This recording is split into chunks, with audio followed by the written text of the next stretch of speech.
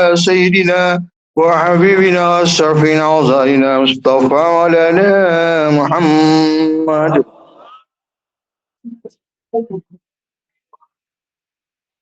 قبل الله منكم.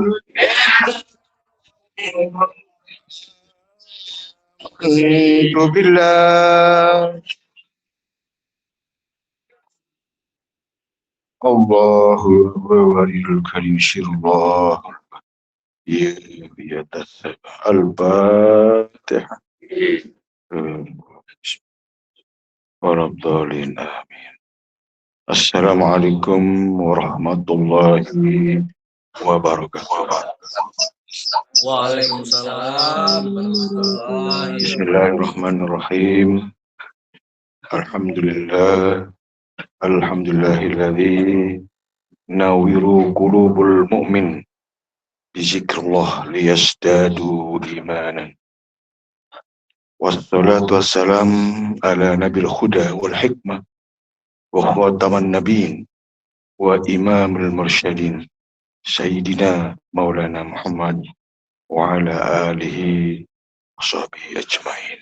Amma ba'du. Kepada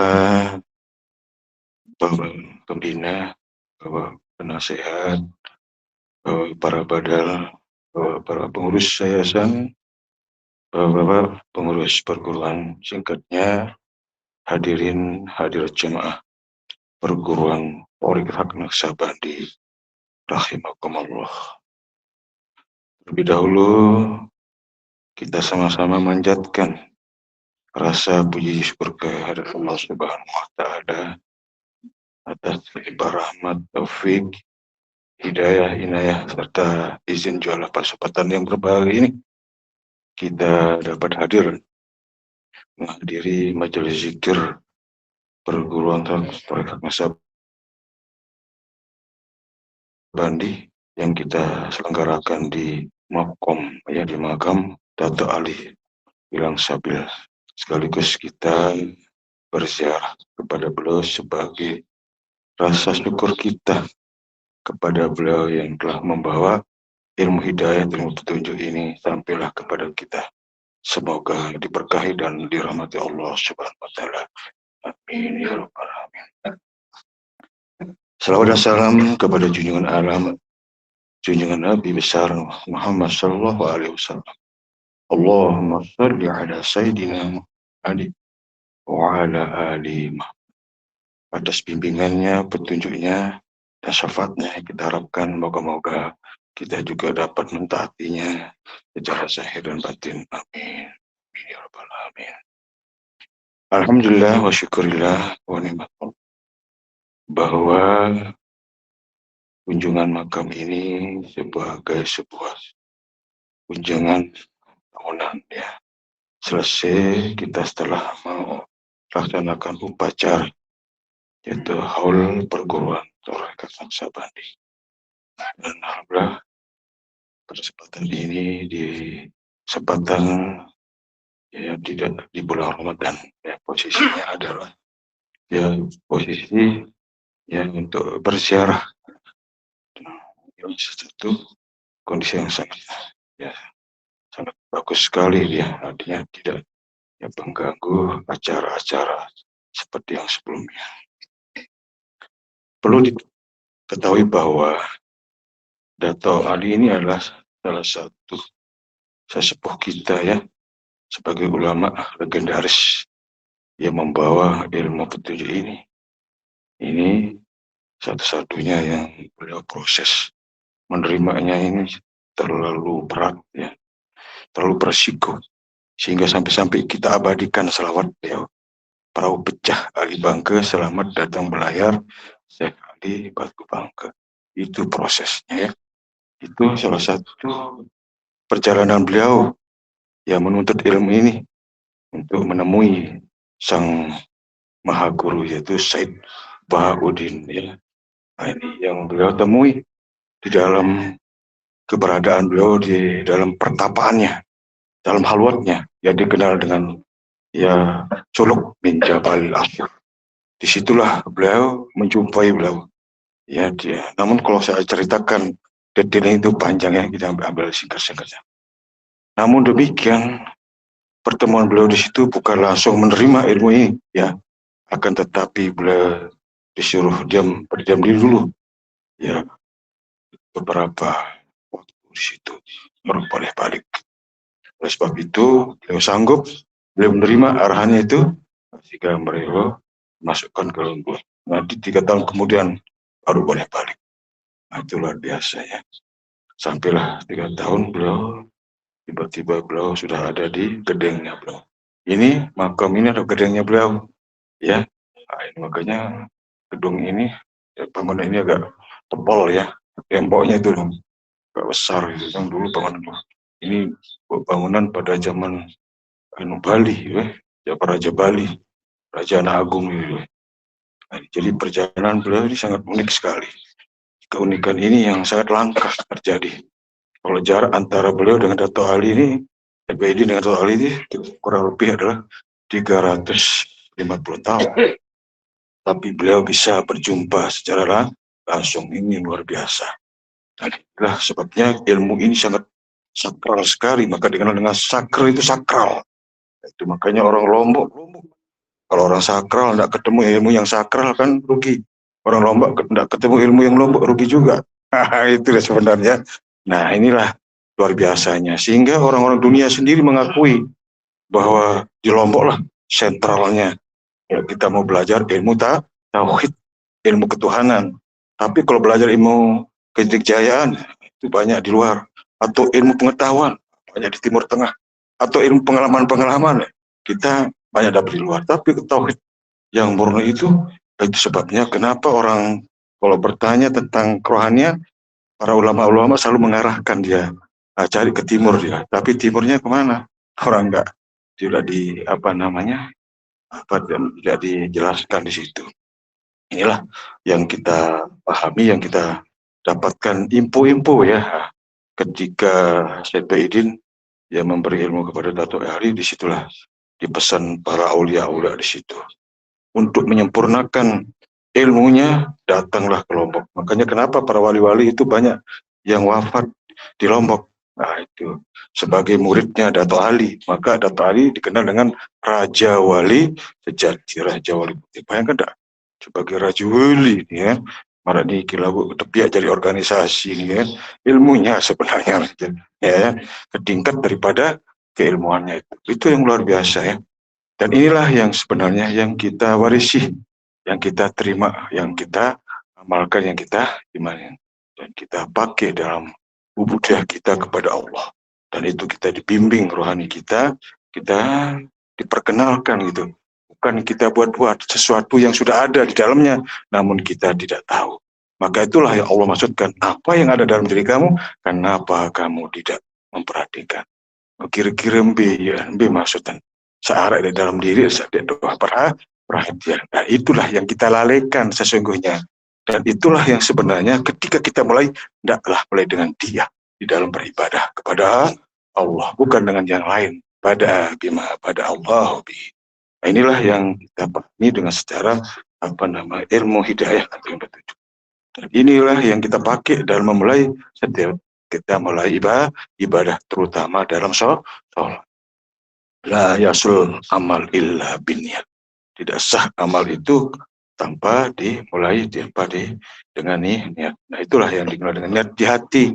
Niat di hati, niat yang ada di dalam hati kita, bukan di lisan.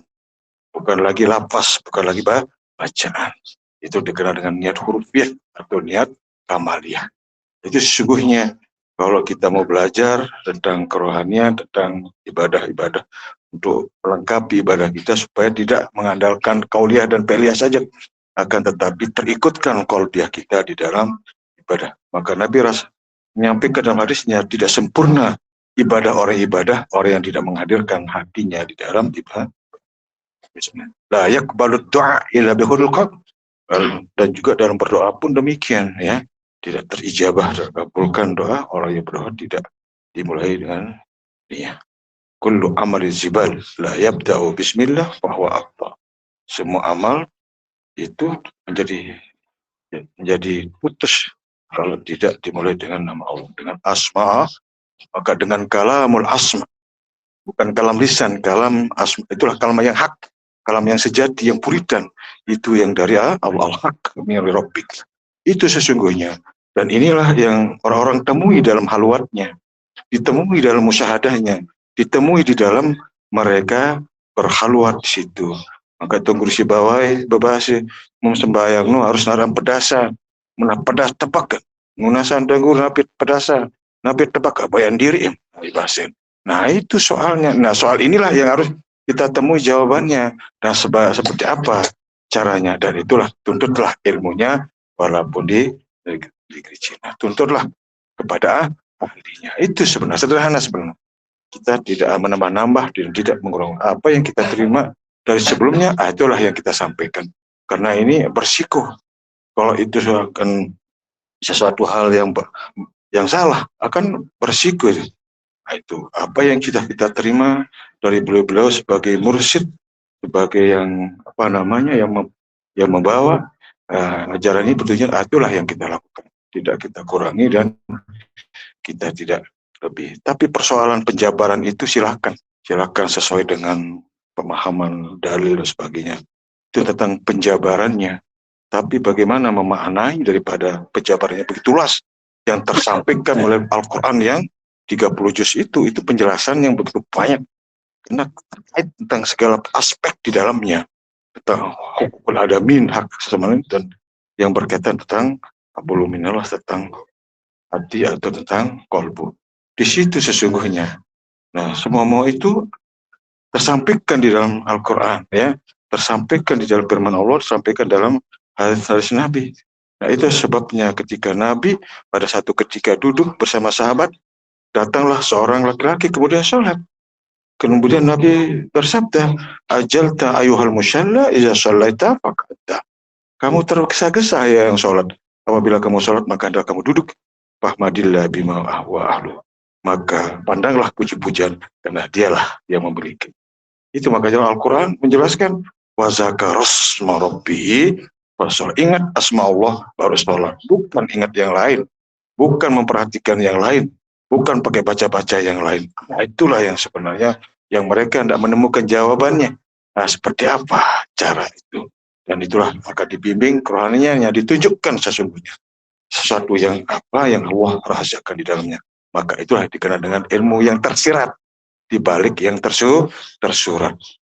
Dan itulah yang puritan sejati yang selama ini mereka tinggalkan dan tidak dia lakukan.